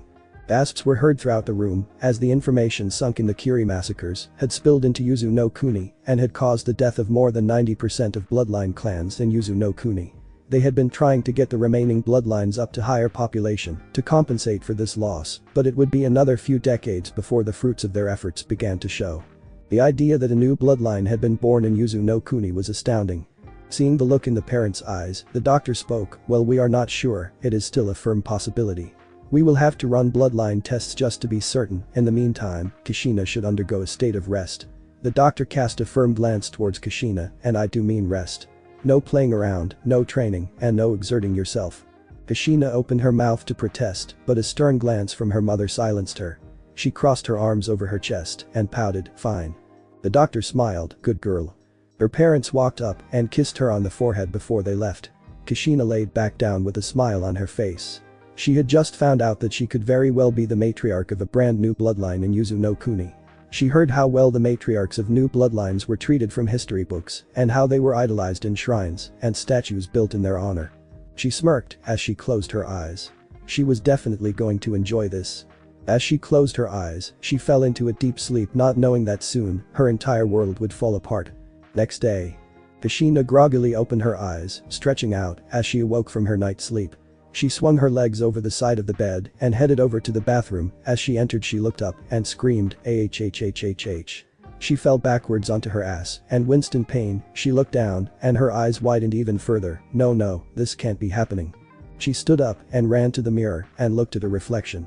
She had deeper red hair, her eyes had a slit in them, 6 whisker marks on her face, 3 on each cheek, and she had 2 fox ears on top of her head. She looked back down to her rear end and found 2 fox tails poking out of her tailbone. She reached up to her ears and gasped as she saw claws on her fingers instead of nails. She began to hyperventilate as she backed out of the bathroom. What in the name of Kami? Kashina turned her head towards the door to her room. As it opened, a nurse walked in with a clipboard. "Alright Kashina, are you?" The woman stopped mid-sentence as she saw Kashina. The two stared at each other until the nurse began to tremble as she pointed at Kashina. Ears, T-tails, C claws. Her eyes were filled with fear as she slowly backed up and then screamed, "Ahhhhh." She ran out of the room, dropping her clipboard and running into several people. Kashina began to shake as she processed the look on the woman's face. Unrestrained terror. Just as Kashina processed this information, the doors slammed open, causing her to look up to see who had entered. What in the name of Kami is going on here? Kashina's eyes widened as she saw who had entered her family. Her mother and father stared at her in shock, while her siblings were trembling at her new form. Kashina stuttered as she stood up. "Kachan Tusen-I." As she took a step forward, her family jumped back as fear entered their eyes. Her father pointed to her. What have you done with my child?" Her father's face contorted into a snarl of hatred. "My daughter, what have you done with my daughter?" he shouted as he took an aggressive step forward. Kashina began to panic. "Tusen-I, it's me, Kashina, don't you recognize me?" She trembled as she stepped back, scared of her father's face, which was contorted with hatred. Her father sneered and grabbed a nearby chair, holding it aggressively. "Lies. My daughter is a human being. Not some demon fox." Kashina felt tears running down her eyes. "Tusen, I am Kashina." She looked towards her mother. "Kachan, please tell Tusen it's me." She reached out to her mother and she flinched back and screamed. "Don't hurt me." She shivered and stood behind her husband, shaking with fear. Kashina watched as her own siblings followed her mother's example, cowering in fear behind their father. Kashina felt her heart break as she saw her siblings stare at her in terror. I am Kashina." Her father snarled as he brought the chair up. "Enough of your lies, Yako. Die." He swung the chair at Kashina with as much force as he could muster. Kashina quickly jumped out of the way of the chair, just avoiding being hit with the chair, which shattered into several pieces as it struck the floor. Her father grabbed a sharp shard of the chair and held it aggressively. "Stop running, you demon, and die." He charged forward, making sure to block any route Kashina could possibly use to run. Kashina felt terror. She darted her eyes around, hoping to find a way out when her eyes landed on the window. She felt her mind running 100 miles a minute. She had the choice of jumping out a window or being stabbed to death by her own father. The former was the better option. She quickly hoisted herself over the windowsill and slammed her body through the window, just barely breaking it enough for her to get through. She looked down and her eyes widened in terror. She had to at least be on the 3rd floor of the hospital. She had no time to think as she suddenly plummeted down. She felt her heart stop as she was met with the undeniable fact that she was going to die, or so she thought. As if by muscle memory, she spread her limbs out and caught herself on the tips of her fingers and the balls of her feet, landing with only a bit of soreness in her limbs. She looked at herself in shock. What is happening to me?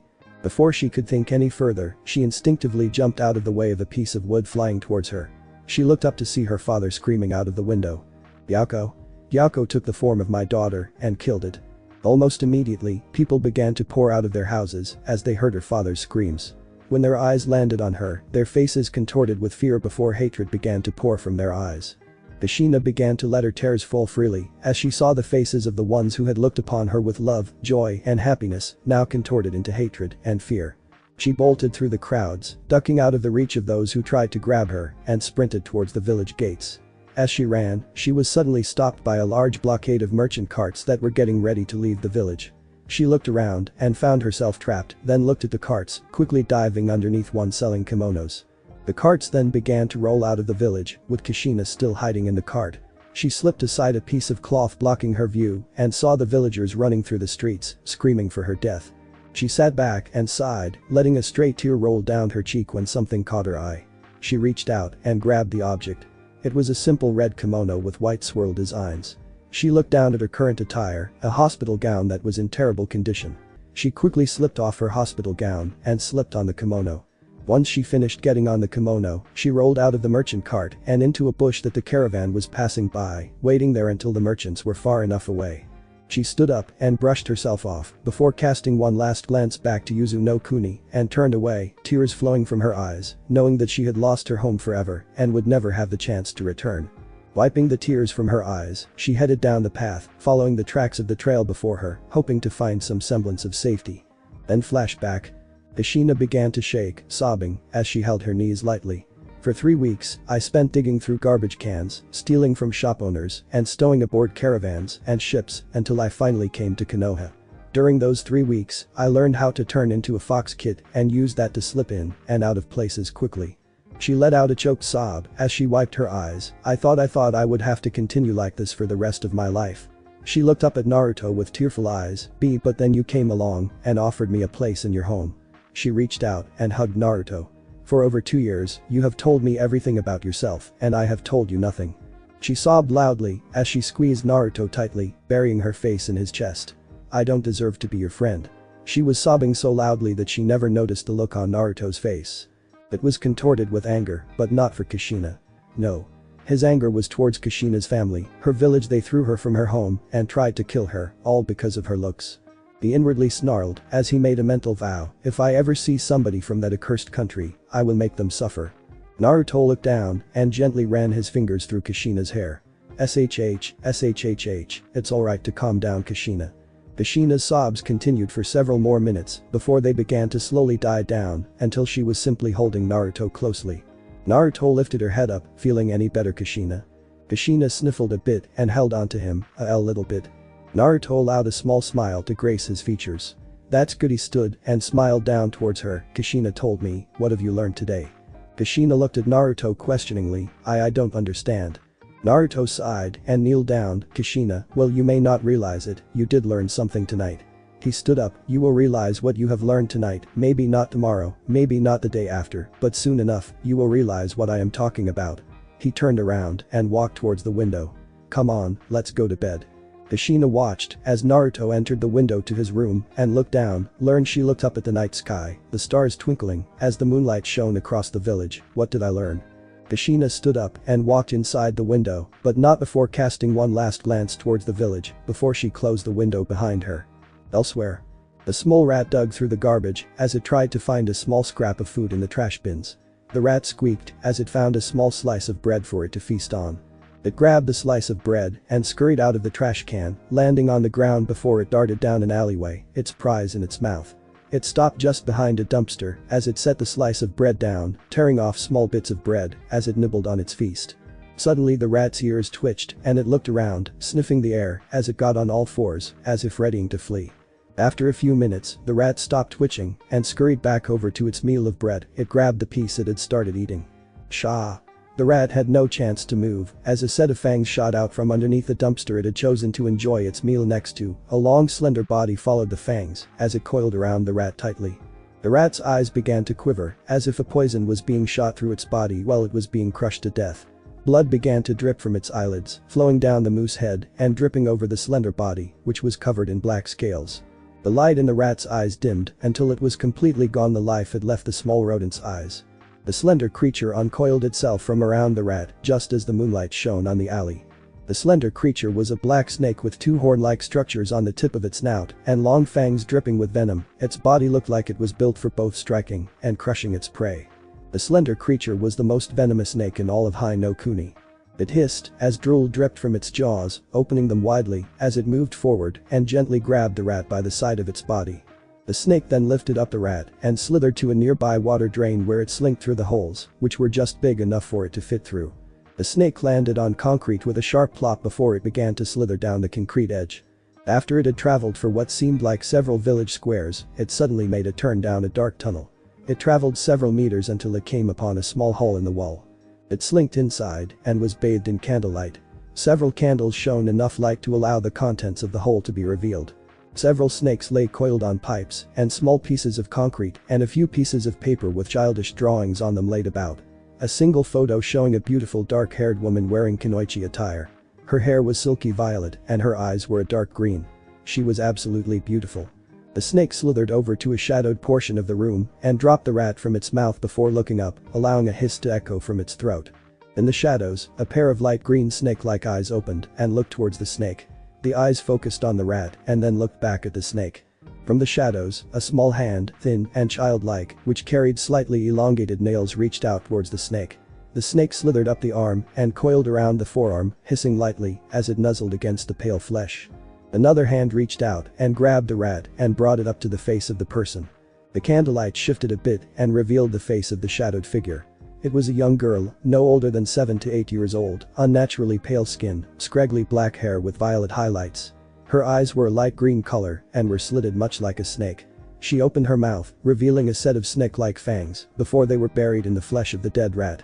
The little girl swallowed a piece of rat whole and turned towards the snake on her forearm, smiling a bit. "Thank you, Cirrus, thank you." She leaned down and kissed the top of the snake's head and placed the rest of the rat on the floor, which was quickly swarmed by the other snakes in the hole. The candlelight dimmed again as the girl closed her eyes and fell asleep in her home, a pit of snakes. It was a sunny morning, except for the occasional cloud here and there. The birds were chirping as the village of Konoha came to life with bustling crowds of people. Stores began to open as parents went to drop off their kids to school. Currently, Naruto, Lilith and Kashina are finishing up getting ready. Naruto was stuffing his bag with various scrolls that he needed for side training at the academy, pencils, notepads, and a small kunai knife. He quickly hoisted it onto his shoulder and looked towards Kashina. Kashina had reverted to her Yoko form and was wearing a small coat with a kanji for fire over her shoulders, much like what Kakashi wore. She nuzzled against Naruto's leg and was swiftly hoisted up and placed on top of Naruto's head, where she proceeded to nestle herself in, creating a small bed for herself. Chuckling, Naruto looked over to Lilith and groaned slightly. "Lilith, what are you wearing?" Lilith was wearing the same outfit she had worn when she first arrived, not something that should be typically worn to school. Lilith shrugged. "What? This is how I normally dress." Naruto began to massage his temples. "Yes, but," he sighed in exasperation. "Never mind, come on, let's get going." He headed towards the door with Lilith skipping behind him as they headed downstairs. They saw Kakashi Haddock standing in the doorway reading his perverted novel. Naruto scowled towards the last living Haddock and coughed. Kakashi blinked twice, then turned his head towards Naruto, Lilith and Kashina, then proceeded to give them an eye smile. "Oh Naruto, how nice to see you." He pocketed his novel and turned towards the three. Naruto sighed. "By any chance would you know where my father is?" Kakashi scratched the back of his head nervously, keeping an eye smile. I am sorry Naruto, but your father left to do some business at the Hokage Tower. It was vital and it involves Takashi and Asuka, doesn't it?" he stated more than asked. Kakashi seemed to sweat a little bit and averted his gaze. Well, you see." Naruto cut him off. "Forget about it, at least tell me where my mother is." Kakashi prodded. Sweat dropped. "Funny story, you see. She is with my father, isn't she?" Kakashi chuckled softly. Yes actually." Naruto growled to himself. "Damn it, they two of them are so preoccupied with Asuka and Takeshi that they can't even come to my first day at the academy." He sighed and hoisted his bag over his shoulders, making certain not to hit Kashina as he did so, and headed towards the door with Lilith following. Kakashi followed them out the door. "Oh, by the way Naruto, I will not be able to stay for the graduation ceremony," since Kakashi stopped as he noticed Naruto was not even paying attention to him. Sighing to himself, he followed after the blonde and the pink-haired hybrid towards the academy. Kashina and Lilith cast glances at the blonde, who had an angry twitch in his left eye. Kashina sighed inwardly as she nuzzled herself in Naruto's hair. It must have been terrible for Naruto that his own parents had not even taken the time to see Naruto off on his first day at the academy. Lilith had the same feelings as Kashina did, though she knew how much it hurt when a parent neglected their child in favor of another. The trio kept walking to the academy as Kakashi watched them reading his perverted novel. Nearby, a small river with a young girl about 7 or 8 years of age sitting in the middle as she used an oddly bent branch to brush her hair.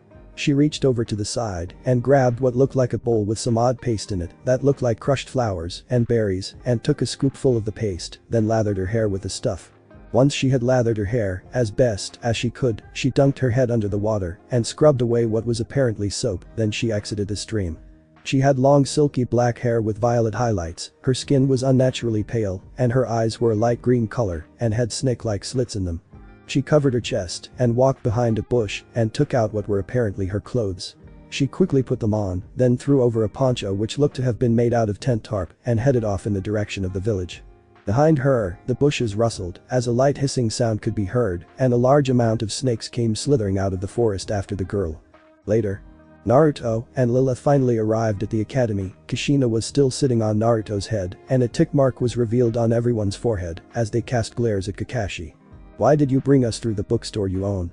Naruto shouted at Kakashi, who was now holding up a new perverted novel.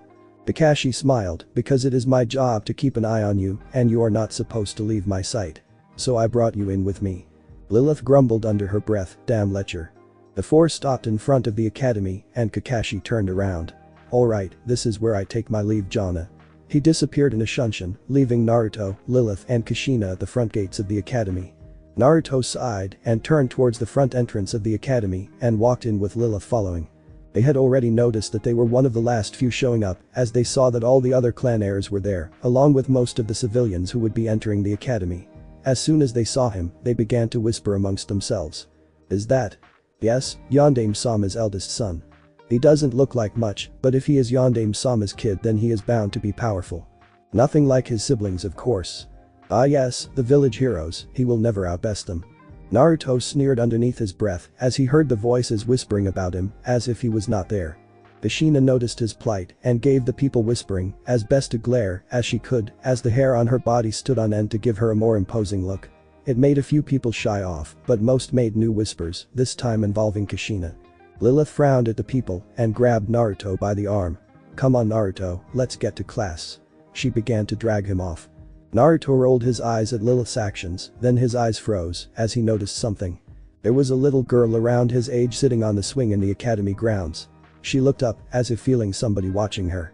Her eyes stayed on him for a second, then turned away as she went back to looking at her feet. This confused Naruto, as most people tended to be shocked or surprised. This girl however was not. Kashina and Lilith noticed Naruto's expression, though Lilith was the only one who voiced it. "What's wrong with Naruto?" Naruto looked at Lilith. "Have either of you seen that girl before by any chance?"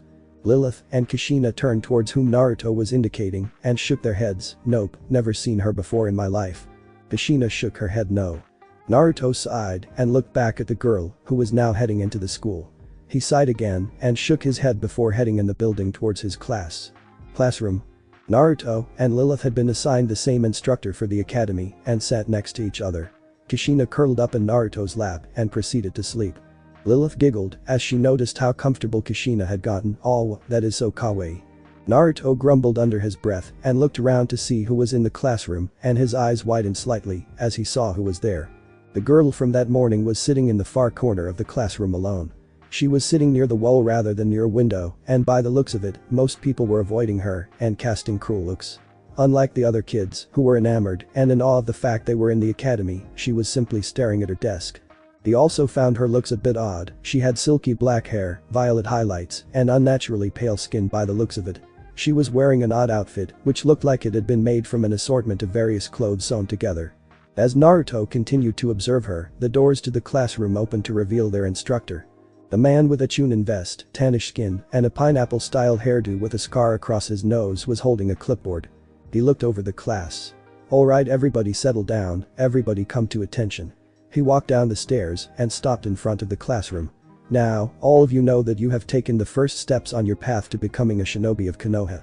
I will be your instructor for the next 4 years. Sadly, my assistant was not able to come today because of a cold. But anyways, we will all be heading outside to the training field where there will be an assembly." Naruto sighed and was about to get up when he suddenly had to hold his ears. "What?" Lilith and Kashina grabbed their ears or, in Kashina's case, covered her head with her paws as they all turned in the direction of the shrieking. Sakura Haruno, heir to the Haruno family.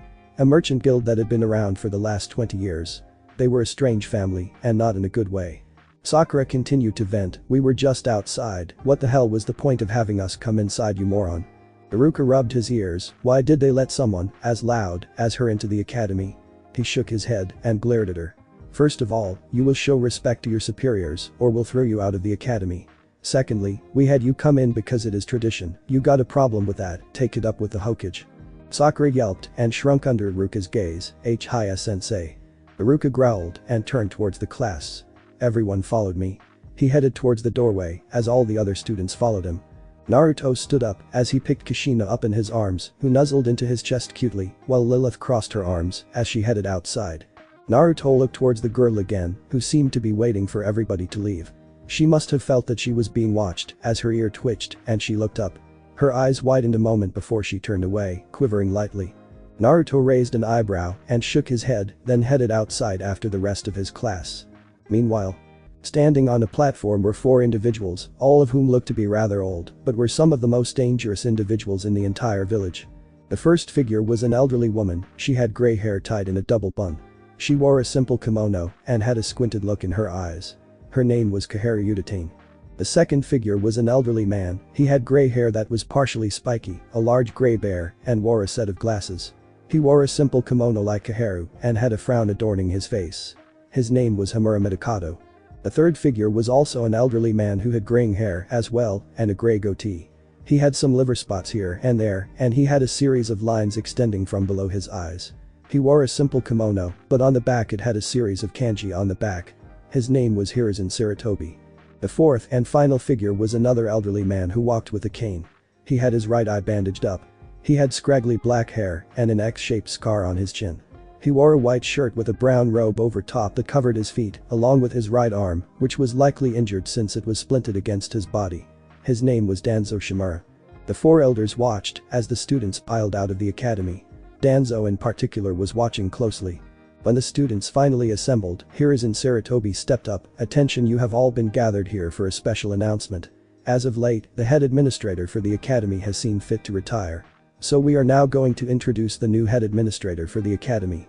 Under his guidance, you shall be placed under a new regiment of training approved by Yondaime himself and supervised by our top Chunin and Jonin instructors. He pointed to his side. I introduce your new head administrator Danzo Shimura. Danzo limped forward and bowed lightly. Thank you Hiruzen-sama, thank you. He turned to the assortment of students. I am honored to take up the task of instructing the next generation of shinobi and kunoichi and look forward to seeing all of you become the best you can be. Under my guidance I will ensure that each and every one of you, should you apply yourselves, shall become worthy shinobi or Konohagakure no Seido.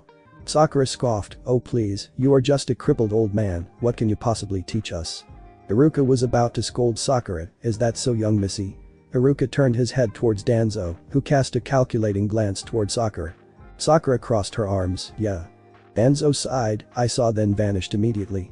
Sakura suddenly felt a cold chill on her neck. She quickly spun her head around to see Danzo staring down at her with a cold look in his eye. Danzo kept up the cold look as he spoke. I may be a crippled old man, as you say, but I am no less dangerous than I was in the Second Shinobi War when I took down an entire battalion of enemy shinobi when one of them utterly destroyed my right arm. Sakura shivered uncontrollably as she began to whimper as Danzo reappeared back on the stage. Everyone was staring at Danzo in awe as he moved up to the front of the stage. Naruto was looking at Danzo, he might be able to teach me something hopefully. Danzo coughed once and spoke up again. Now, when you return to your classrooms, you will all be starting on the standard lectures you will receive for the first 2 months of the academy. Be sure to pay attention and listen to your instructors. We will not be going over these lectures for some time, as the rest of the academy will consist of training you all to become future shinobi of the leaf.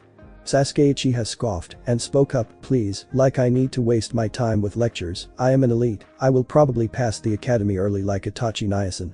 Danzo turned towards Sasuke, your brother passed because his skills outclassed even the Chunin instructors here and he was shown to be a prodigy. Even if you prove to be that in the academy, unlike the old head administrator, I will not be allowing you to graduate early. You will be moved to a more advanced class if you prove to be further along than the others. Am I clear? Sasuke growled under his breath and crossed his arms, not bothering to answer. Danzo sighed and turned towards the students, you are all now dismissed, head to your classes immediately. The students obliged and headed to their classrooms, some more eager than others. Lilith sighed and crossed her arms over her chest, come on Naruto, let's get going. I doubt the instructor will be happy if we miss our lectures.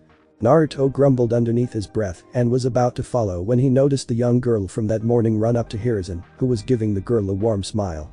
She proceeded to hug his leg as the former Hokage lightly patted the top of her head. Naruto was confused as to why she was so special to Sandaime. Was she a relative of him? She sure as hell did not look like it. Kashina noticed where Naruto was looking and using her tail she brushed it across his eyes as she whispered in his ear, "Naruto, come on, we are going to be late." Naruto was broken out of his trance and looked at Kashina, right. And he headed over towards Lilith but cast one last glance at the young girl. She was smiling softly towards the Sandaime before she headed off towards the school. She had a light frown on her face as she looked at the school. Later, Naruto had not even bothered to pay attention to the lectures as he already knew everything they were talking about: chakra theory, ninjutsu lectures, jinjutsu, and even lectures on taijutsu.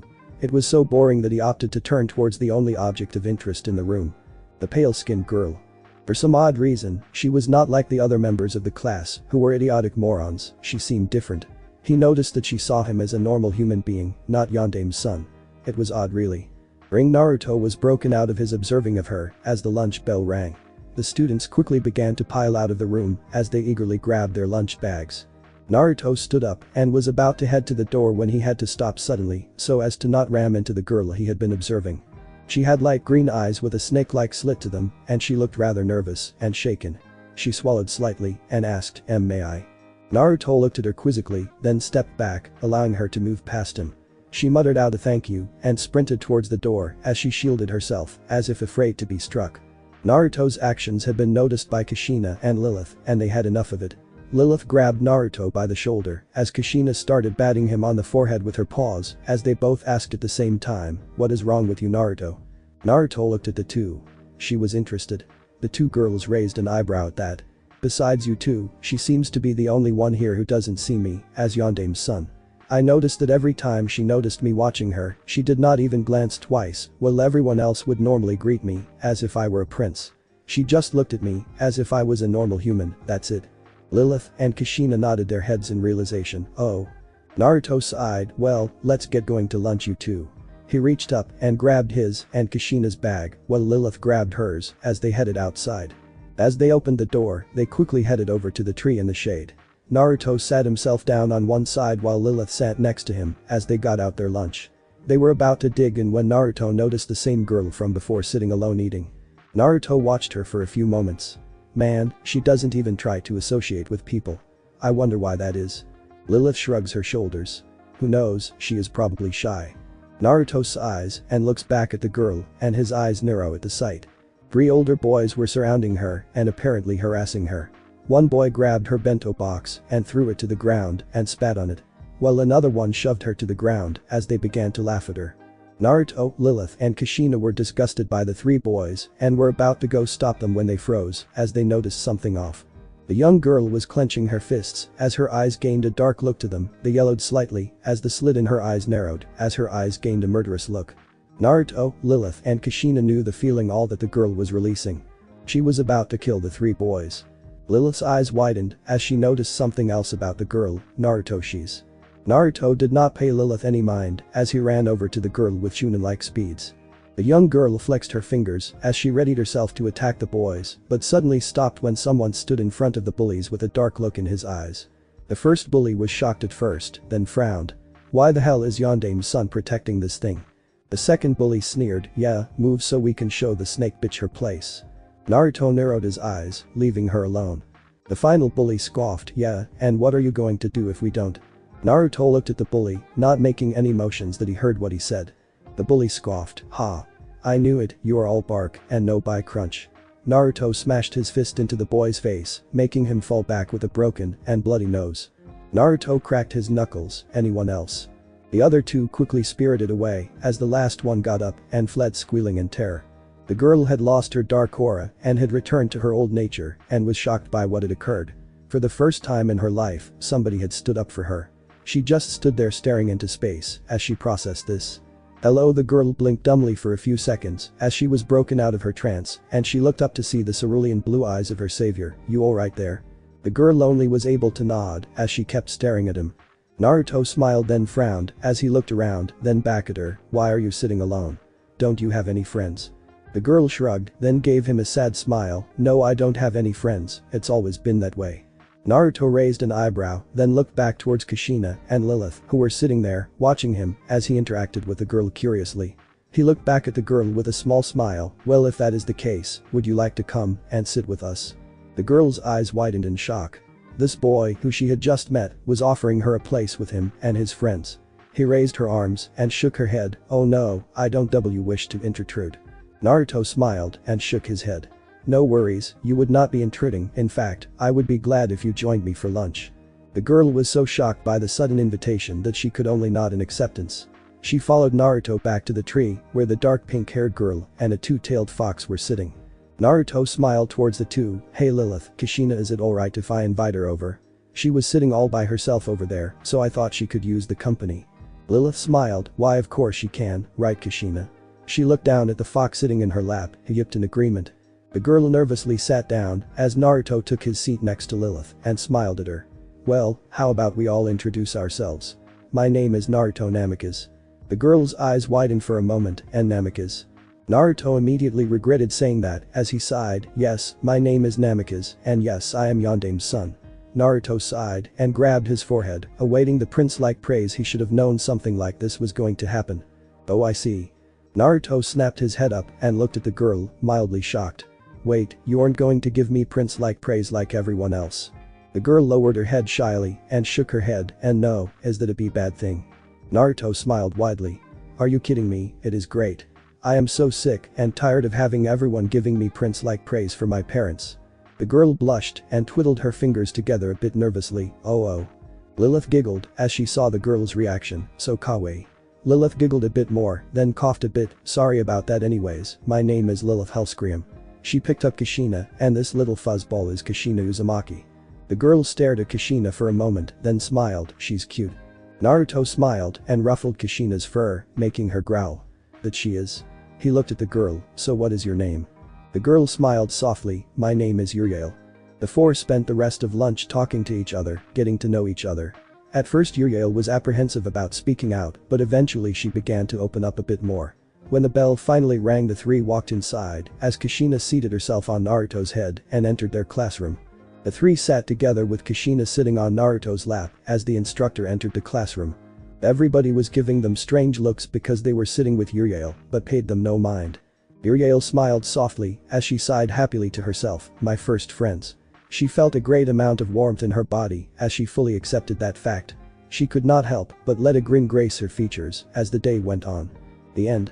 Thanks for watching my video, and make sure to check out the author of this fanfic. Link is in the description. See you next time. Till then, sayonara.